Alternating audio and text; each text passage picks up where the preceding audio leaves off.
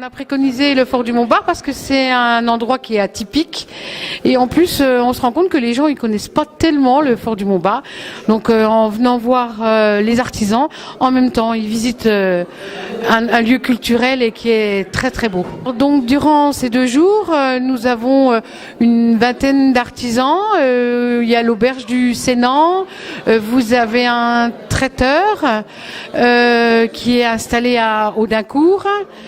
Il y a un sculpteur sur bois, une petite bijoutière, nous avons une potière, il y a, je crois que nous avons aussi 2 menuisiers, une maison, un représentant des maisons ossature bois, les poêles pelés, j'en oublie peut-être, je m'en excuse.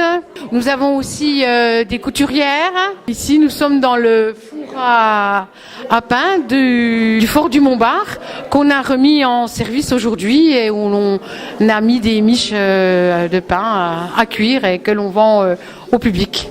Il y a un stand de tir où on peut s'exercer, donc au tir à la carabine, et aussi on a il faut une expo sur les armes anciennes. Voilà, on peut également visiter le fort avec un guide. Et il y a un jeu de piste pour les enfants. Ça fait 27 ans qu'on travaille dans le fort, association du Montbard. Au départ, c'est une association, c'est des copains qui voulaient ne pas laisser ce site magnifique en ruine. Et ça fait 27 ans qu'on travaille. Et il y a quelques années, PMA a repris le flambeau, donc il est partie intégrante de PMA. Et nous, association, on travaille avec PMA. Donc on organise des soirées, du théâtre, de la musique, un peu tout. Et puis, ma foi, avec l'argent, ça permet de travailler, de restaurer. Pratiquement tout l'intérieur du fort est refait. Parce que quand on l'a pris, c'était une ruine. Et là, ça permet d'accueillir du monde. Donc on a des visites, on a du théâtre, on a des concerts. Et aujourd'hui, les artisans qui sont là, ça donne un peu de beau, mais ça nous fait du plaisir de voir autant de monde dans notre fort. Je fabrique des articles en tissu que je couds. Donc je m'approvisionne en tissu dans les Vosges. Et donc après, je les personnalise par broderie, transfert ou sérigraphie. Alors donc le métier est complexe parce qu'en fait dans mon métier il y a la couture, la sérigraphie, donc en fait il y a 2 métiers. Parce que lorsque j'étais étudiant j'ai fait de la sérigraphie et donc après 30 ans de carrière en direction de production, j'ai voulu tenter ma chance tout seul et donc je me suis lancé, j'ai cherché une entreprise qui faisait de la sérigraphie. Et celle que j'ai trouvée faisait de la couture et de la sérigraphie, d'où le métier que j'exerce, couture, sérigraphie, broderie un petit peu et transfert.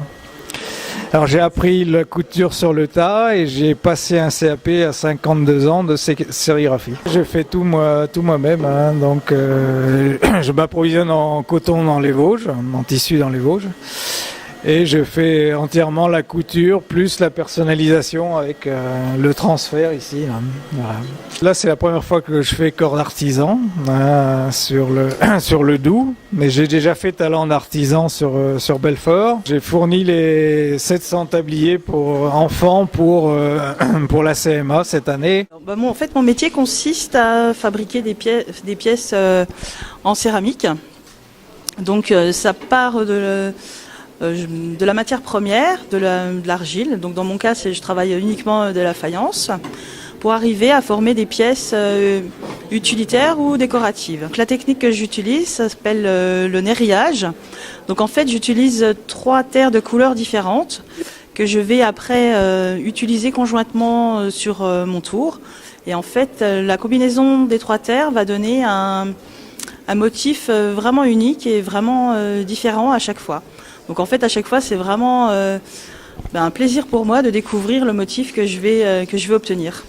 Vu que c'est vraiment ma première exposition, ça me permet de ne pas faire n'importe quoi. Je serai laissée toute seule à moi-même. Je pense que je pourrais faire des différentes erreurs, alors que là on est vraiment accompagné tout au long du chemin, quoi.